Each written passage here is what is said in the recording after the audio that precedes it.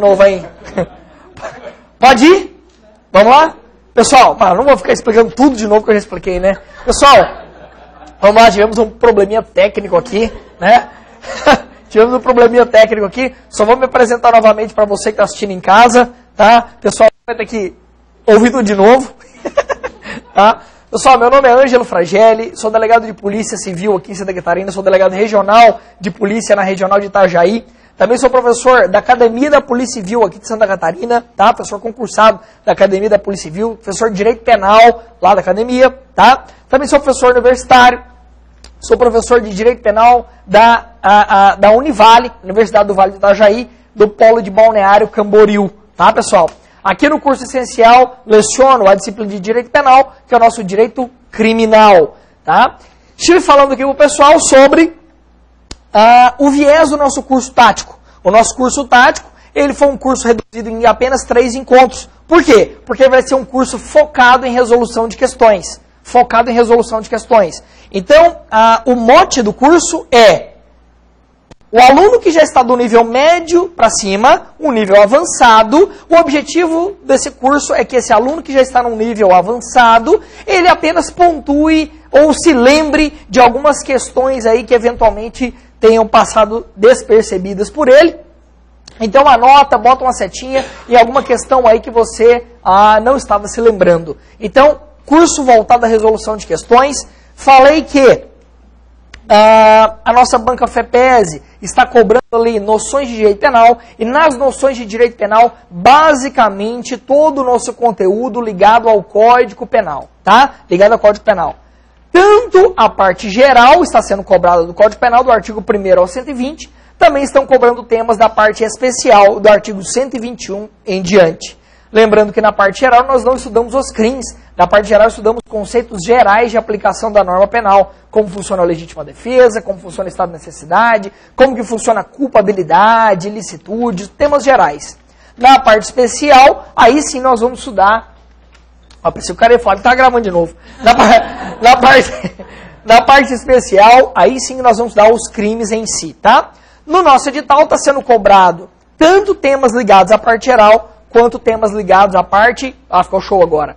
Quanto temas ligados à parte especial, beleza? Na nossa primeira aula de hoje, eu separei temas todos ligados à parte geral, seguindo exatamente aquilo que está descrito no nosso edital, tá? Primeiro tópico, princípios constitucionais e infraconstitucionais ligados à matéria penal. Depois, infração penal, elementos e espécies, sujeito ativo e passivo da infração penal. Depois, erro de tipo, erro de proibição, culpabilidade e ilicitude. Todos temas ligados à parte geral do nosso Código Penal, e trouxe questões aqui, todas elas ligadas a essa temática, tá? Pessoal, vamos lá então, vamos começar. Questão de número 1. Quanto aos princípios de direito penal, assinale a alternativa correta. De acordo com o princípio do ne bis in idem, é vedada a dupla punição pelo mesmo fato. Pessoal, questão correta. Princípio do ne bis in idem também pode vir na sua prova, setinha para você marcar. O princípio do ne bis in idem pode vir como non bis in idem, ou também pode vir descrito na sua prova, princípio da proibição da dupla punição, tá? Princípio do ne bis in idem, ninguém pode ser punido 2 vezes pelo mesmo fato, que é a alternativa A correta. A alternativa B, entende-se pelo princípio da fragmentariedade que o direito penal somente deverá ser utilizado pelo Estado como forma de controle social quando outros ramos do direito não forem hábeis para dirimir determinado conflito social. Se você já consegue visualizar o erro dessa questão imediatamente, pode ter certeza que o seu nível de estudo está bem avançado, tá? Pessoal, aquilo ali é o princípio da fragmentariedade? Não. Lembrando que fragmentariedade, o que eu devo entender por fragmentariedade? Vem de fragmentos. Como assim? Fragmentos são os vários problemas sociais que o Estado tem para resolver. O sujeito avança o sinal vermelho, o sujeito não paga suas contas, o sujeito mata. Então temos vários fragmentos, vários problemas sociais a serem resolvidos. O princípio da fragmentariedade, na realidade, ele vai dizer o seguinte, olha, o direito penal não pode se ocupar para tentar resolver qualquer tipo de fragmento, qualquer tipo de problema. Quais? Somente aqueles problemas que nós consideramos os mais importantes, os mais relevantes. Isso que diz o princípio da fragmentariedade. Ele não diz isso daqui.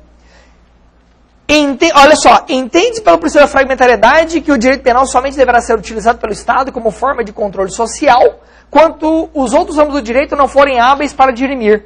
Que princípio que está ali descrito? Princípio da subsidiariedade que diz isso.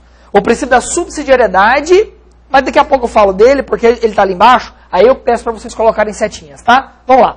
C. No Brasil são vedadas penas de morte, de banimento, de trabalhos obrigatórios, cruéis e de caráter perpétuo. Certo?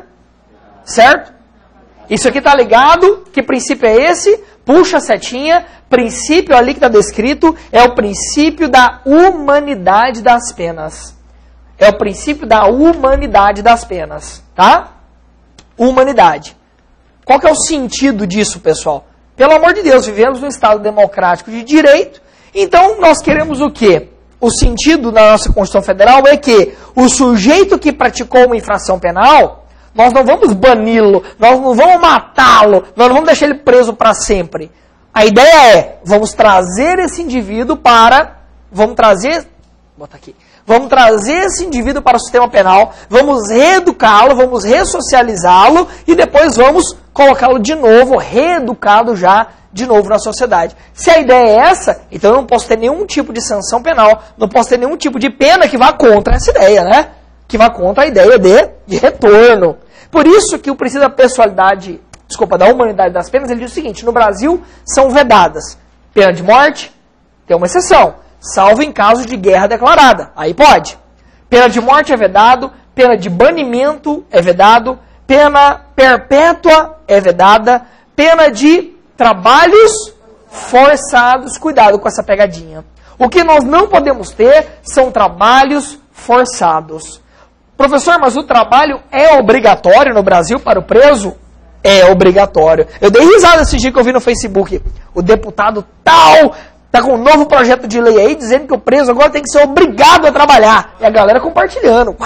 Compartilhando no Facebook. É isso aí, vou votar nele. Ô anta! Que está compartilhando essa porra, vai estudar. Presta atenção. O trabalho do preso já é obrigatório. Pelo menos desde 1984, que é a época da edição da Lei de Execução Penal. Ah, professor, mas lá no presídio, lá na minha comarca onde eu moro, não preso não trabalha. Não, mas aí é um problema do Estado. Aí é o Estado que não investe, porque ele está lá na lei. Ele tem que trabalhar. O trabalho é obrigatório. O que acontece é que não tem o trabalho. Ok? Mas está na lei, o trabalho é obrigatório, tá? Então se o deputado está aí falando, projeto de lei, o preso tem mais que trabalhar, já tem esse projeto de lei, inclusive já está na lei. Então se ele quiser ser realmente competente, ele então que faça uma lei para punir o governante que descumpre a lei. Aí sim, aí eu voto nele. Ele faz uma lei que diz que comete crime de responsabilidade aquele governante que não proporciona o trabalho do preso, porque o trabalho já está lá na lei, que ele já tem que trabalhar. E não falar uma coisa que já está na lei. Beleza? Porque eu vou... Projeto de lei... Tudo isso eu vejo no Facebook. Calma. Projeto de lei que o preso tem que trabalhar, e aí o que ele ganha de dinheiro lá, ele mesmo tem que se sustentar lá dentro do presídio. Porque é um absurdo a gente que paga. Já está na lei também. Isso aí já está lá. Porque o crime que ele praticou, é ele que tem que ir lá indenizar a vítima. Isso aí já está na lei também. Tudo isso já está na lei, pessoal. Não precisa ter projeto de lei. Já está tudo na lei. Que o preso tem que indenizar a vítima, que o preso tem que se autossustentar, que o preso tem que trabalhar. Já está tudo lá. E por que eu estou tão enchendo o saco disso aqui? Para você lembrar dessa porra do trabalho obrigatório, para você não confundir com o trabalho forçado. Tá? O trabalho forçado é chicotada na bunda. Isso não pode. Isso é vedado pela Constituição. Mas o trabalho é obrigatório e com certeza vocês vão lembrar depois de todo esse teatro meu aqui. E o objetivo foi exatamente esse. Tá? Vamos lá. D. Pelo princípio da subsidiariedade, entende-se que o direito penal somente pode se ocupar de bens jurídicos considerados os mais relevantes. É isso? Não. Esse é o princípio da fragmentariedade. Que o direito penal só pode se ocupar daquilo que é relevante. Esse é o princípio da fragmentariedade. Tá bom? Pessoal, princípio da subsidiariedade fala o quê? O Estado somente vai intervir para tentar resolver determinada problemática social quando os outros ramos do direito não conseguirem. É aquela ideia do ladrão entrando dentro da sua casa, você tem um poodle e você tem um pitbull. Ah, vamos soltar o poodle, vamos soltar o direito administrativo, multinha, para ver se dá conta de resolver aquele problema. Não, o cara dá uma bicuda no poodle. Dá uma bicuda. O que eu tenho que fazer? Ah, não tem jeito. O Estado, então, vai ter que utilizar a sua arma mais poderosa de todas para tentar resolver esse problema. Vamos soltar o pitbull. Essa é a ideia. Eu só utilizo o direito penal quando os outros ramos não derem conta do recado. Outros dois nomes que o princípio da subsidiariedade leva. Pode cair na sua prova. Princípio, outros dois nomes que a subsidiariedade pode apresentar na sua prova. Princípio da intervenção mínima. Princípio da intervenção mínima pode apresentar esse nome. Ou última ratio. Princípio da subsidiariedade pode vir como princípio da intervenção mínima ou última ratio. Última ratio, última razão, última arma que o Estado tem para tentar corrigir aquilo. Fala aí. Ah, já? Beleza. Então pode vir como intervenção mínima ou última ratio. Beleza? Vamos adiante? Fala. Volta na C ali. C. Número 1, letra C. No Brasil são vedadas penas de morte, de banimento, de trabalhos obrigatórios, cruéis e de caráter perpétuo. Onde está o erro? Só no trabalho obrigatório. O resto está tudo certo. Tá? O resto está tudo certo. Não interessa que deixaram de colocar pena de morte salvo em caso de guerra. Pena de morte não pode, pessoal. Pelo amor de Deus. Isso é uma dica que eu dou para vocês responderem em prova objetiva, tá? Às vezes o aluno estuda tanto, que é o caso de vocês, eu sei disso, porque eu acompanho vocês há bastante tempo. Às vezes o aluno estuda tanto que ele sabe cada detalhezinho da matéria. E ele consegue perceber que aquela questão não está completa. O aluno passa por isso, né? Não, mas peraí, mas tem aquela sessão aqui, a questão não abordou. Pessoal, como que eu faço para responder prova? Como eu faço? Você vai pela regra. O que é isso? Você vai passar. É isso aí. Como é que a gente faz para responder uma questão assim? Vai pela regra. Vai pela regra. Não fica procurando minúcia. Vai pela regra. E você sabe como você faz? Olha como é que você vai fazer. Olha só. Letra A, letra B. Isso acontece muito, então é uma dica muito importante. Olha o que acontece. Letra A. Você vai ler e você fala, pô, isso aqui tá certo, mas não tá completamente certo. Tá incompleto. Com o exemplo que a colega deu, né? Pô, ali fala de morte. Pô, mas não falou guerra declarada. Lembra que o professor falou? Pô, ela só tá morte. Então você analisa a questão e fala, tá incompleto essa porra aqui. Só que você vai perceber que todas as outras estarão completamente erradas. Então, lógico, você vai marcar a incompleta. Porque ela é incompleta, mas ela não é errada. Ela tá certa. Ela só não está completa, mas ela tá errada? Não. Porque no Brasil pode ter pena de morte? Pode ter? Qual que é a regra? Não. Qual que é a regra? Não. Você entendeu? Qual que é a regra? Não. Então agora você vai ficar procurando... Já viu falar em procurar pelo em ovo? É o que você está fazendo. Porque isso é exceção. A pena de morte não pode ter. É a regra. Opa, mas isso é procurar pelo em ovo. Aí o candidato fica errando na prova por causa disso. Mas você vai perceber que as outras estão muito erradas. Muito erradas. Tá?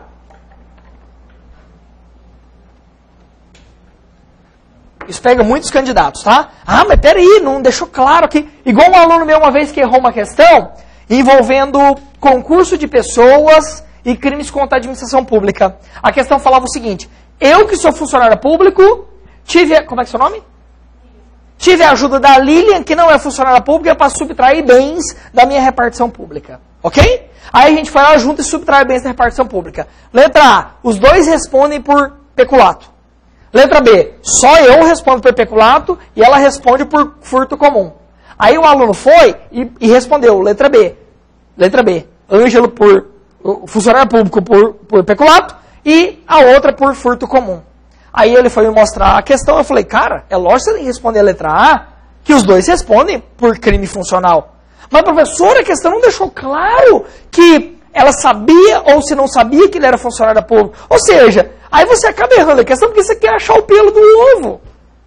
Pessoal, a regra qual é? É que os dois respondem pelo crime. Essa é a regra. Não tenta ficar respondendo pela exceção. Mas isso acontece muito, porque quando a gente vai estudando demais, a gente começa a ver erro em tudo, porque a gente realmente vê que está incompleto. Só com a experiência que a gente consegue resolver questões. Eu mesmo, hoje em dia, eu leio uma questão lá, da OAB, que eu vou responder com os alunos. Leio uma questão de prova, aí eu falo assim, tipo assim, essa letra aqui não tem nada a ver o que o examinador está falando. Mas tudo bem, eu entendi o que ele quis dizer, é essa, e vai ver o gabarito, é essa mesmo. Tipo assim, ó, tá errado o que ele está querendo dizer. Não, mas é porque ele não está levando em consideração uma teoria que eu estou pensando aqui, que é a teoria que hoje é adotada no Brasil. Ele está pensando aqui na teoria para os meninos ali do exame da OAB, então é essa daqui mesmo. Entendeu? Eu sei que não é aquela que é para marcar. Eu sei que não é, juridicamente, só que eu marco porque eu sei o que o examinador está pensando. Pelo público que ele está tentando atingir. Sacou? Então, mas é só a experiência que vai dando isso para vocês, tá? Vamos lá então, continuar. 2. De novo, acerca dos princípios. O chamado princípio... Olha que questão boa. O chamado princípio da insignificância exclui a punibilidade da conduta, isentando o réu de pena. Certo ou errado? Viu como é que está um curso avançado aqui? É isso que exclui o princípio da insignificância? Crime é todo fato típico, antijurídico, que é o mesmo que ilícito. Terceiro elemento, culpabilidade. Beleza? Está dizendo aqui que o princípio da insignificância exclui a punibilidade, que seria inclusive o quarto elemento aqui, ó. Fato punível. Punibilidade. É isso? Quando eu digo que eu estou adotando o princípio da insignificância, o cara furtou uma barra de chocolate do mercado. Ah, não. O direito penal não serve para isso. Não podemos nos ocupar de tanta insignificância. O direito penal não se ocupa para isso. Lembra? Princípio da fragmentariedade, coisa séria, subsidiariedade. Então o direito penal não vai servir. Não tem justa causa para aplicação do direito penal. Beleza, é isso que diz o princípio da insignificância. Aquele fato é tão insignificante que não tem justa causa. Qual a pergunta da prova sobre isso?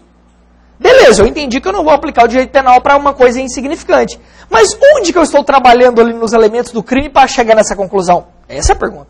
Eu estou fazendo o que aqui? Quando eu reconheço o princípio da insignificância, reconheço que não tem justa causa, eu estou excluindo o fato típico? Eu estou excluindo a ilicitude desse fato? Eu estou excluindo a culpabilidade do agente? Eu estou excluindo a punibilidade do fato? Onde eu estou trabalhando quando eu adoto o princípio da insignificância? O que eu excluo? Vocês se lembram? O que eu excluo? O próprio fato típico. Ou essa questão, aí essa vai ser a setinha aí da sua questão, tá? Ó, fato típico, ele engloba os seguintes elementos. Conduta, resultado, nexo causal e tipicidade. A tipicidade se subdivide em dois tipos. Tipicidade formal e tipicidade material. A tipicidade formal é esse encaixe. Atirei e matei. Encaixou? Tipicidade formal. Tipicidade material é essa análise de justa causa. É insignificante ou não é insignificante? É insignificante, não tem justa causa. Então não tem tipicidade material. Se não tem tipicidade material, não tem tipicidade. Se não tem tipicidade, não tem fato típico. Se não tem fato típico, não tem crime. Essa é a análise, tá? Então olha só. O chamado princípio da insignificância exclui a punibilidade. É a punibilidade? É a punibilidade? Não. Não.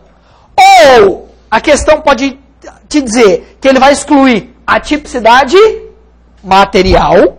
Pessoal, tem várias formas de você questionar isso. Olha as setas que você vai colocar. Vamos supor que a questão diga o seguinte, que o princípio da insignificância vai excluir a tipicidade. Certo ou errado? Incompleto. Incompleto. Mas, letra A, tipicidade. As outras alternativas vão estar completamente erradas. O que você vai marcar? Tipicidade. Porque ela não está errada. Sacou? Vamos modificar a forma de perguntar? Letra A, tipicidade formal. Letra B, tipicidade material. Sacou? Qual você vai marcar? Tipicidade material. É assim que você tem que raciocinar em prova. Se a letra A estiver falando tipicidade e as outras estiverem nada a ver, é lógico que você vai marcar tipicidade, malgrado incompleta. Beleza? Mas as outras não tem como ser marcadas. Aí tá lá, tipicidade, antijuridicidade, culpa... Não, é lógico que é tipicidade. Agora, se tiver tipicidade material, opa, aí fica atento, porque vai estar lá embaixo tipicidade formal, não sei o que, ilicitude. Aí é lógico que é tipicidade material. Aí tá te cobrando um plus, em cima daquele conhecimento. Ou então vai estar só falando o seguinte, ó, e vai excluir o quê? Ó a outra forma de perguntar. A insignificância vai excluir o quê? O fato típico. Certo também. Certo também. Vou mais? A insignificância vai excluir o quê? O próprio crime. Certo ou errado? Certo também. Olha tanta forma de perguntar da insignificância. Precisa da insignificância exclui o próprio crime. Certo, porque vai excluir o fato típico. Se exclui o fato típico, não tem mais crime. Cuidado com as várias formas de você perguntar a mesma coisa. Eu encho o saco de vocês em relação a isso. Vamos lá, adiante.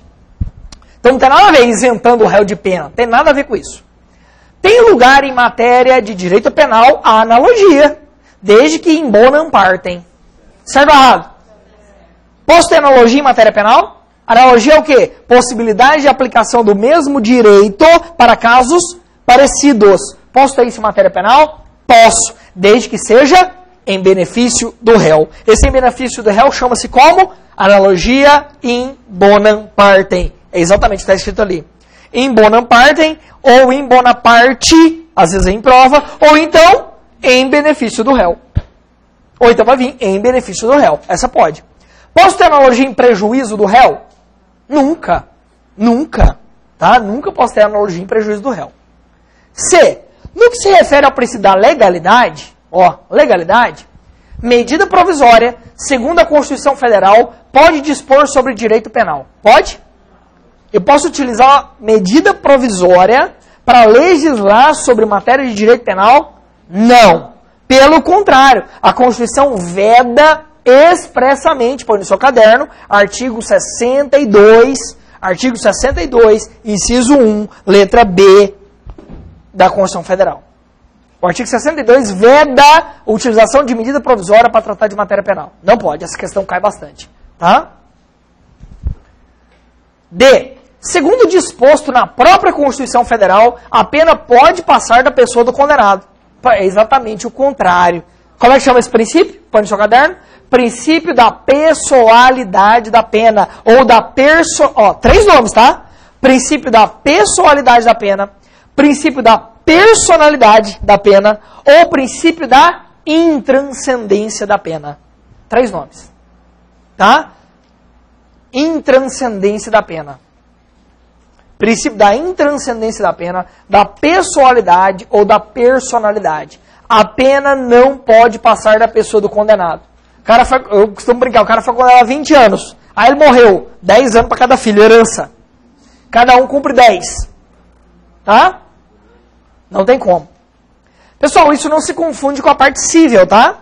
Com a parte civil.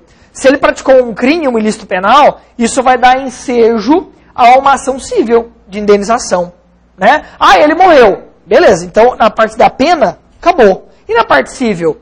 Continua a ter o direito a família lá que o cara morreu, que matou, continua a ter direito à indenização. E pode vir para cima dos herdeiros, sim, para cobrar aquela indenização, nos limites da herança.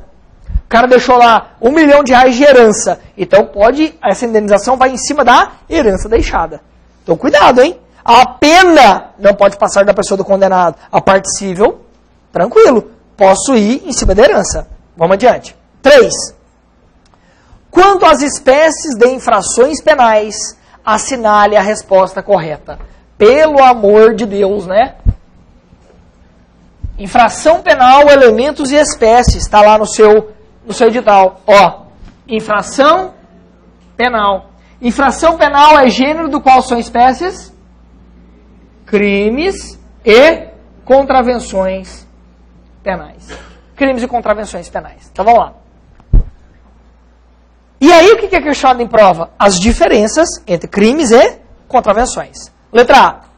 Perfeitamente possível a chamada extraterritorialidade da lei penal em relação a crimes e contravenções penais. Certo? Não se aplica a extraterritorialidade para contravenções penais. Só para crimes. E nem todos. Só para alguns tipos de crimes. Lembraram? Graças a Deus, a matéria de extraterritorialidade não está no seu edital, tá? Daquele artigo 1º ao artigo 12, não está no seu edital. Não cobraram. Dos princípios, já foram direto para sujeitos da infração penal e infração penal elementos e espécies. Pularam toda a parte de aplicação da lei penal. Se cair, recurso, tá? que é extraterritorialidade mesmo?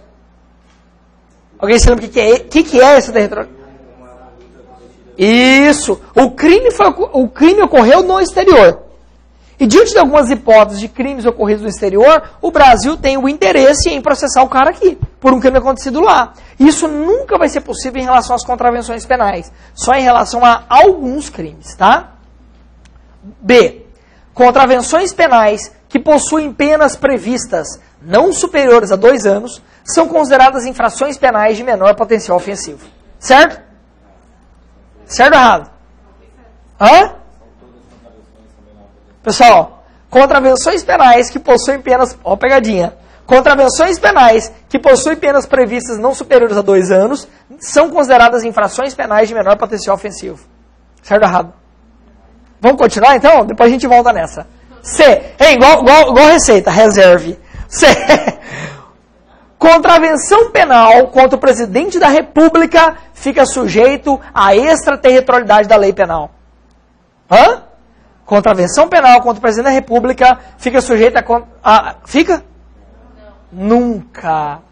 Não existe extraterritorialidade de contravenção penal. Não existe. Essa questão foi muito interessante, porque eu vou chamar a atenção de uma outra forma de pegadinha de prova de vocês. E a última, nenhuma das alternativas anteriores, que é a resposta correta. Tá? Nenhuma das alternativas está correta. Professor, onde está o erro da letra B? Olha lá, eu lembro que se é menos de 2 anos, é infração penal de menor potencial ofensivo. Então, cadê o erro? O erro está onde? Pessoal, todas as contravenções penais são de menor potencial ofensivo. A regra de 2 anos para baixo é em relação aos crimes. Cuidado. Ó, contravenções penais que possuem penas previstas não superiores a 2 anos, não tem nada a ver. Todas as contravenções penais são, tá? Essa regra dos 2 anos para baixo diz respeito aos crimes. Os crimes que têm penas 2 anos para baixo são infrações de menor potencial ofensivo. Tá bom? Contravenção penal contra o presidente da República fica sujeito à extraterritorialidade da lei penal. Aí aquele aluno que estuda mais ou menos, ele não consegue marcar essa, tá? Por quê? Porque o que estuda mais ou menos, ele vai lembrar, meu Deus, não tem um negócio lá com o presidente da República? Tem um negócio, o aluno que estuda mais ou menos, ele vai falar assim, ó, tem um negócio lá, é o que ele fala. Tem um não, mas parece que tem, ele fica assim, ó, tem um negócio lá, eu lembro, tá no meu caderno lá em cima, tem um negócio lá do presidente da República, é essa. Marca. Pá! Marca. Sai o gabarito, nenhuma das alternativas anteriores, o que ele faz? Recurso. Recurso. Professor Anjo. Professor Anjo, como eu já falo, ele tenta induzir o professor. Professor, olha que absurdo! O gabarito deu letra D. Mas olha aqui, professor, foi contra o presidente da República, eu lembro de você falar do presidente. Querido, não é contravenção penal. É crime contra a vida ou a liberdade do presidente da República. Vou perguntar pro Marcão. O Marcão vê. Não, querido, é crime contra a vida ou a liberdade do presidente da República. Vou perguntar pro Alessandro. Alessandro. É que a o Alessandro fala que tá certo. Tô brincando. O Alessandro fala, não, é crime contra a vida ou a liberdade do presidente da República. Vou pro curso concorrente. Todos os professores de direito penal de Floripa falaram que ele estava errado. O que ele faz? O que ele faz? Contrata advogado, mandado de segurança. Vou ter mandado de segurança. Esses alunos inflamados, eles fazem isso. Mandado de segurança. Aí o advogado fala assim, ó, vou cobrar 10 mil. Não, doutor, mas a gente tem chance? Tem. Por 10 mil, tem muita chance. Tem muita chance de êxito. Vamos lá. O que eu queria chamar a atenção de vocês? Então, o examinador faz essa filha da putagem aí de vez em quando, tá? O que ele faz? Ele sabe que o aluno não tem tudo decorado, é muita matéria para estudar. Ele sabe disso, que é muita matéria para decorar, muito para estudar, ele não vai decorar cada palavrazinha que tem ali, não vai decorar. Então ele joga algumas palavras que vão chamar a atenção. presidente da República. Sempre nessa territorialidade está lá, presidente da República, não sei o que, chama atenção, né? Não se pune o aborto. Quando? Se for de estupro ou se for para salvar a vida. Se não tem outro meio para salvar a vida da gestante, ou se for aborto decorrente de estupro, aí pode abortar. Não, eu tenho que lembrar isso aqui. Então ele lembra que tem alguma coisa do presidente da República, e ele lembra que o aborto aqui nessas ocasiões, não, aqui pode. Qual que é a pegadinha que ele faz? Ele coloca o erro em outro lugar. Ele coloca o erro em outro lugar. Pô, eu lembro que eu não posso esquecer isso aqui, que os crimes 2 anos para baixo é infração de menor potencial ofensivo. Então ele joga a sua atenção para isso. Só que o erro não está lá. O erro está que não é a contravenção, é o crime. O erro não está no aborto do estupro e no aborto se não há outro método para salvar a gestante. Sabe onde está o erro? É que só quem pode fazer isso é o médico.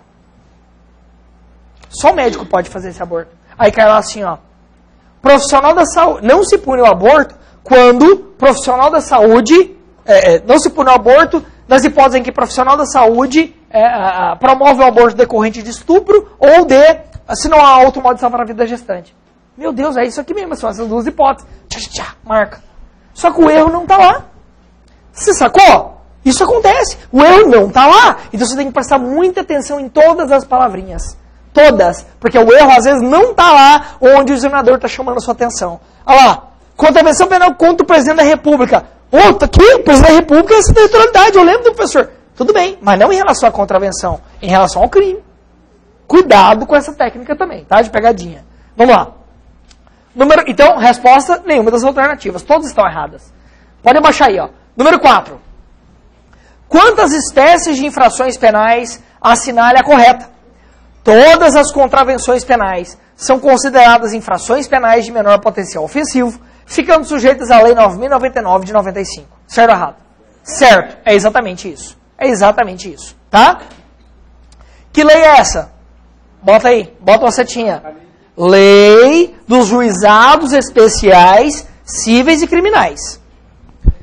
Lei dos Juizados Especiais Cíveis e Criminais. Já viu? Juizado de Pequenas Causas?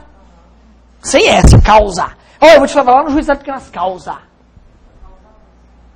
A patroa demite a menina e ela fala, vou te levar no Juizado de Pequenas Causas. Ou então ela fala assim, vou te levar no Ministério. No Ministério. Não! Tem uma ameaça que ainda é mais forte. Tem umas que falam assim, ó. Tem uns caras que falam assim, continuar com isso aí, eu vou botar tudo no advogado. Já viu essa? Eu vou botar tudo no advogado. Aí meu pai é advogado, ele fala assim, que porra é essa? Vou colocar tudo no advogado. Eu vou botar um BO em cima de você, hein? Já viu essa? Eu vou botar um BO. Nossa senhora! Com coisa que vai lá fazer um BO meu, o cara tá morto. Tudo forma de ameaça. Vamos lá. E daí que as contravenções penais vão ficar sujeitas à Lei 9.099? O que diz essa lei? Na verdade, pessoal, a rigor, o que essa lei faz é dar um trâmite, uma tramitação, um processamento muito mais acelerado, um processamento acelerado em relação a infrações penais de menor potencial ofensivo. Numa infração penal normal, num crime normal, intima, oitiva de testemunha, um monte de coisa, um monte de perícia, um monte de coisa, beleza? Crimes menores, 2 anos para baixo, e contravenções penais, uma audiência só já mata isso, paga a cesta básica lá e deu. Mais ou menos isso, tá? B. Aos crimes são aplicadas penas de reclusão e prisão simples, cumuladas ou não com multa, certo? Em relação às penas, essa é uma diferença de crime e contravenção, tá? Para as contravenções penais, o que eu tenho? Prisão simples é para contravenção penal. Prisão simples e multa. Prisão simples e ou multa, tá? Para os crimes eu tenho reclusão, detenção e multa. As 3. As contravenções penais são aplicadas penas de prisão simples, detenção ou multa? Não. Errado. Tá? Só prisão simples e multa. Detenção não. Crimes a que a lei comina pena não superior a 3 anos são consideradas infrações penais de menor potencial ofensivo? 2 anos. Tá? Às vezes na prova eles vão colocar 4 anos. Por quê? De novo, o examinador tenta jogar a atenção para vocês para um outro ramo que a gente estuda, que são as penas alternativas. As penas alternativas somente são possíveis em condenações de 4 anos para baixo. Então o aluno que está estudando para concurso e tal, ele lê aquilo 4 anos, aí ele fala, meu, é 4 ou 2, é 4 ou 2, é 4 ou 2. Por quê? Porque também tem um ramo da matéria que a gente estuda que é 4. Entende? O examinador sabe disso, ele joga esses números, não é aleatoriamente. Tá? Vamos lá. 5, pode abaixar. 5. Cadê o nosso querido ali para abaixar? Daqui. Fugiu. 5. Quanto aos sujeitos de infração... Ah, aí sim, hein? Vamos lá. Quanto aos sujeitos da infração penal, assinale a alternativa correta.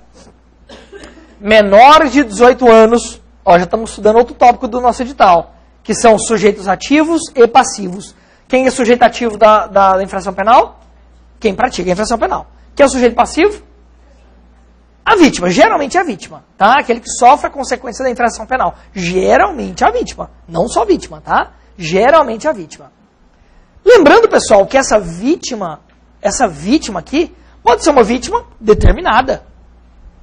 Eu furtei a bolsa da Manu. Então, quem é a vítima? A Manu.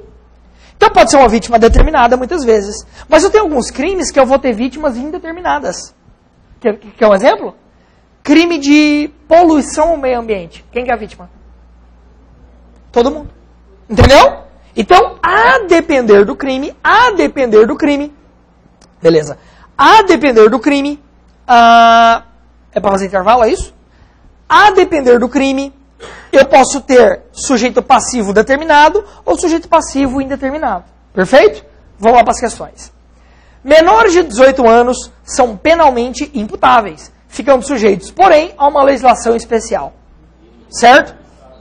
Onde está o erro? Viu? Parece que está tudo certinho escrito ali, né? O examinador quer de você o que ali? Se você está atento à diferença entre imputáveis e inimputáveis. Os menores de 18 anos são penalmente inimputáveis. O resto está tudo certo, ficando sujeitos a uma legislação especial. B. Lembrando, né? Vai ter questões ali embaixo disso, mas quando eu falo de imputabilidade, qual dos requisitos do crime eu estou trabalhando aqui? Crime é todo fato típico, antijurídico, culpável. Quando eu falo de imputabilidade, eu estou lidando com qual dos elementos do crime? Culpabilidade. A imputabilidade, que vocês estão fera demais mesmo, hein? Esse curso aqui tem que ser tático plus.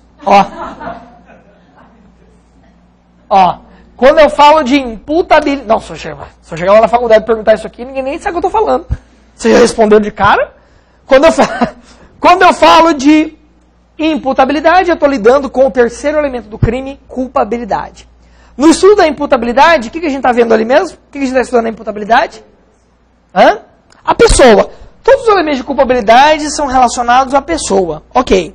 A imputabilidade está relacionada à capacidade dessa pessoa de discernir sobre aquilo que ela está fazendo. Ela tem discernimento ou não tem discernimento sobre aquilo que ela está praticando?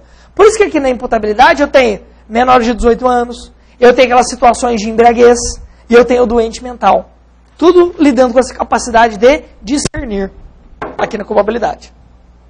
Então, menores de 18 anos são penalmente inimputáveis. Esse é o erro. B. As sanções penais destinadas aos menores de 18 anos são denominadas medidas de segurança. Certo? Certo? Medidas socioeducativas. Anota aí. Medidas socioeducativas. As medidas de segurança são para quem? Isso, doentes mentais. Os doentes mentais que são isentos de pena, esses sim ficarão sujeitos à medida de segurança, que é a internação em hospital psiquiátrico.